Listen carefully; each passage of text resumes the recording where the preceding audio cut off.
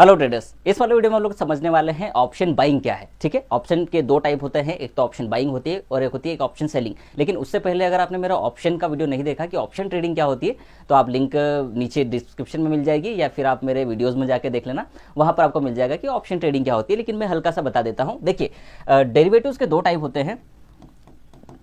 Derivatives trading होती है एक तरीके की। अब ये चार जगह होती है, चार इंस्ट्रूमेंट में होती है, चार एसेट क्लासेस में होती है। पहला तो इक्विटी में होती है, जिसे आप स्टॉक ऑप्शन, स्टॉक फ्यूचर बोलते हैं। दूसरा होता है इक्विटी इंडेक्सेस में, जैसे Nifty, bank Nifty, Sensex, bank x, ये हो गया। तीसरा होता है आपका कमोडिटीज़ में। कमोडिटीज़ में आपका मिल जाएगा, जैसे कि गोल्ड में होगा, सिल्वर में हो जाएगा। मतलब कमोडिटीज़ में तो सारे होता है, gold, silver, crude oil, natural gas, aluminium, सब में, कॉपर, सब में हो जाएगा। और एक होता है आपका करेंसी में। तो ये चार टाइप है, जहां पर ये चार इंस्ट्रूमेंट है, एसेट क्लासेस है, जहां पर आप डेरिवेटिव्स ट्रेडिंग के थ्रू फ्यूचर एंड ऑप्शन कर सकते हैं। तो हम फिर बात कर रहे हैं ऑप्शन ट्रेडिंग की, और उसमें भी बात कर रहे हैं सिर्फ ऑप्शन बाइंग की। ऑप्शन के दो टाइप होते हैं, ऑप्शन बाइंग और ऑप्शन सेलिंग। वैसे ऑप्शन को अगर दो कैटेगरी और आप डिवाइड करें, जैसे अगर आप मेरा वाला वीडियो देखेंगे तो एक होता है कॉल ऑप्शन और एक होता है पुट ऑप्शन। ये दो ऑप्शन होते हैं, कॉल ऑप्शन, पुट ऑप्शन। हालांकि अगर ऑप्शन की और दो कैटेगरी की बात की जाए तो अमेरिकन ऑप्शन होते हैं और यूरोपियन ऑप्शन होते हैं, उसकी बात हम कभी और करेंगे। लेकिन ये एक मैंने आपको मोटा मोटी दे दिया कि ये चार एसेट क्लासेस में आप ऑप्शन बाय भी कर सकते हैं, ऑप्शन सेल भी कर सकते हैं। तो हम सिंपल बात कर रहे हैं अभी ऑप्शन बाइंग की। अब देखिए, ऑप्शन आप दोनों बाय कर सकते हैं, कॉल ऑप्शन भी बाय कर सकते हैं, पुट ऑप्शन भी बाय कर सकते हैं। इसी तरीके से सेल की बात भी की जाए तो आप कॉल ऑप्शन को सेल भी कर सकते हैं, पुट ऑप्शन को भी सेल कर सकते हैं। लेकिन फिलहाल हम बात करेंगे यहाँ पर हमारे सिर्फ ऑप्शन बाइंग की। तो यहाँ पर आ जाइए ऑप्शन बाइंग में। अब देखो, ऑप्शन बाइंग में सबसे पहले हम स्टॉक की बात करते हैं। देखिए, जो स्टॉक के ऑप्शन होते हैं उनको बोलते हैं स्टॉक ऑप्शन। जो इंडेक्स, जैसे निफ्टी, बैंक निफ्टी, सेंसेक्स के ऑप्शन होते हैं उनको बोलते हैं इंडेक्स ऑप्शन। जो करेंसी के ऑप्शन होते हैं उनको करेंसी ऑप्शन बोलते हैं। और जो कमोडिटी, जैसे gold, silver, copper, natural gas के ऑप्शन होते हैं उनको आप बोलते हैं मल्टी कमोडिटी ऑप्शन। तो ये चार तरीके के ऑप्शन होते हैं। अभी चारों ऑप्शन को आप बाय भी कर सकते हैं और सेल भी कर सकते हैं। ठीक है, अब हम यहाँ पर सिंपल बात करेंगे ऑप्शन बाइंग की। ठीक है, अब हम बात करते हैं सबसे पहले स्टॉक ऑप्शन में। ठीक है, देखिए, किसी भी ऑप्शन को बाय करने का सिर्फ और सिर्फ एक ही रीजन होता है कि जो भी आपका इंस्ट्रूमेंट है, जो भी आपकी एसेट है, जो भी आपकी अंडरलाइंग है, वो ऊपर जानी चाहिए। ठीक है, मतलब जब आप कॉल बाय करते हैं, इसका मतलब है जो भी आपने, जिस भी चीज़ को आप खरीदना चाहते हैं वो ऊपर जानी चाहिए। अगर आप गोल्ड का कॉल ऑप्शन लेते हैं मतलब गोल्ड ऊपर जाना चाहिए। अगर आप सिल्वर लेते हैं मतलब सिल्वर ऊपर जानी चाहिए।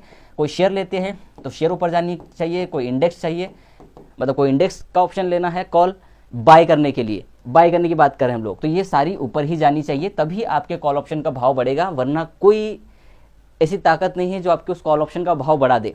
और हम कॉल ऑप्शन बाय इसीलिए करते हैं ताकि वो बढ़े। ठीक है, बाय करना मतलब खरीदना। खरीदेंगे क्यों? ताकि वो और महंगा बिके, इसलिए तो खरीदेंगे ना। ऐसा गिरने के लिए थोड़ी खरीदेंगे कि हमने 100 पे लिया और 90 रुपये पे बेचे।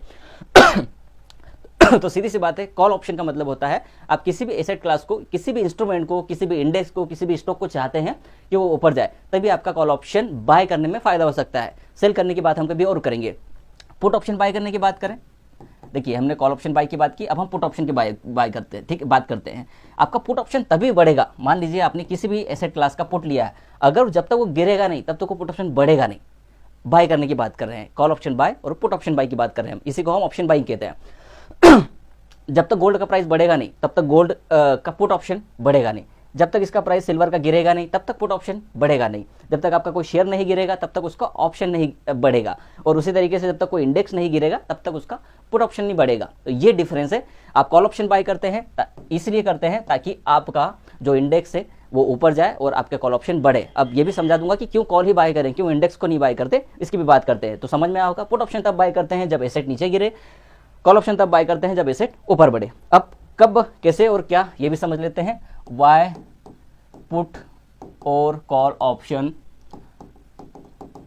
बाय क्यों करना है भाई साहब, ये भी तो रीजन भी तो होना चाहिए ना, क्यों करना है। मतलब ऑप्शन क्यों बाय करना, शेयर को भी बाय कर सकते हैं या शेयर को सेल भी कर सकते हैं अगर पुट लेना है। समझिए, सबसे पहले हम कॉल ऑप्शन की बात कर लेते हैं। ठीक है, आप यहाँ पर चारों इस इंस्ट्रूमेंट को ले रहे हैं हम लोग, जैसे MCX ले लिया हमने, मल्टी कमोडिटी एक्सचेंज, इंडेक्स ले लिया हमने, स्टॉक ले लिया और हमने करेंसी भी ले ली। अगर आप लेना चाहें कोई सा भी, हम सबकी बात एक ही साथ ही कर रहे हैं क्योंकि सबके ऑप्शन से एक ही तरीके से ट्रेड करते हैं।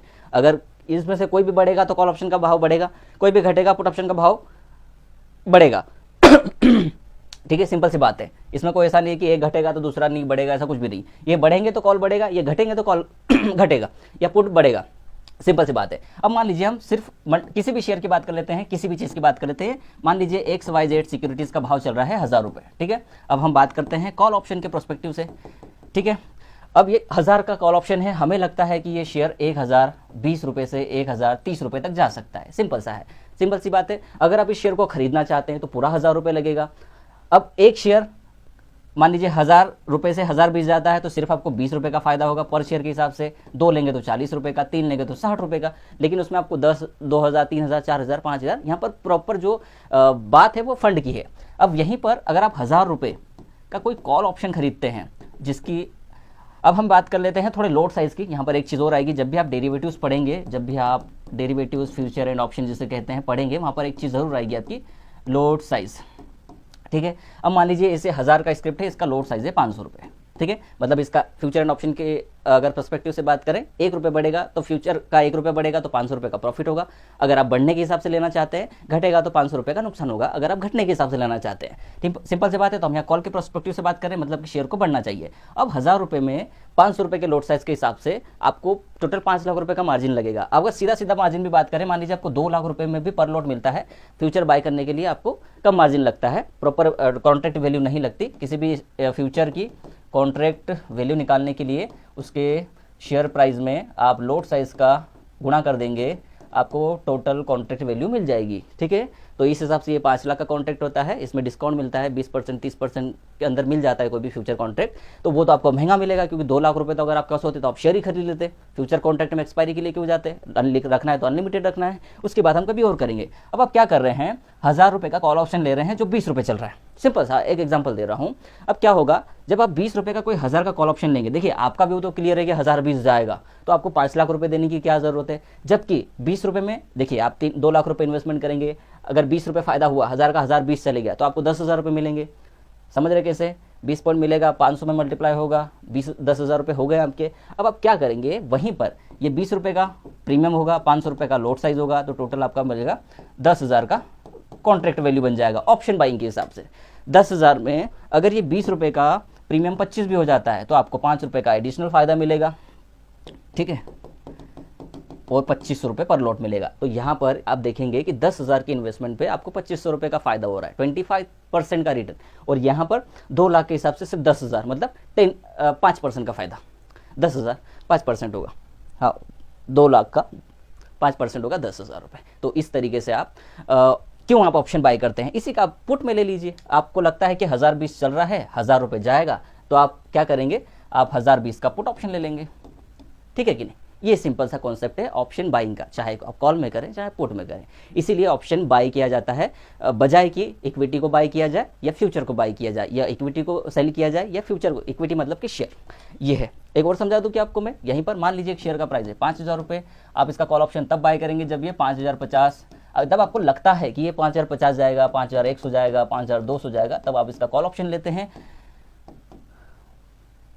क्यों लेते हैं, क्योंकि आपको कम पैसे में, मतलब लो मार्जिन में आपको ज़्यादा रिटर्न मिलेगा, पैसा ज़्यादा नहीं लगेगा। उसी तरीके से अगर आप चाहते हैं कि ये शेयर आप पुट बाय करना चाहते हैं, मतलब आपका व्यू ये है कि शेयर नीचे जाएगा, तो आप ये 4,900 जाएगा, आपको लगता है 4,800 जाएगा, तो आप इसका पुट ऑप्शन खरीद सकते हैं।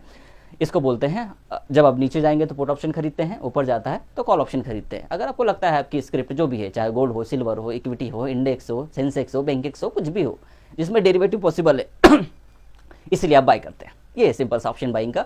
पुट ऑप्शन आप तब खरीदते हैं जब आपको लगता है कि मार्केट नीचे जाएगी या आपका इंडेक्स या शेयर जो भी नीचे जाएगा, और आप कॉल ऑप्शन तब बाय करते हैं जब आपको लगता है कि आपका इंडेक्स, शेयर या जो भी स्क्रिप्ट है वो ऊपर जाएगी, ठीक है। इतना ही था।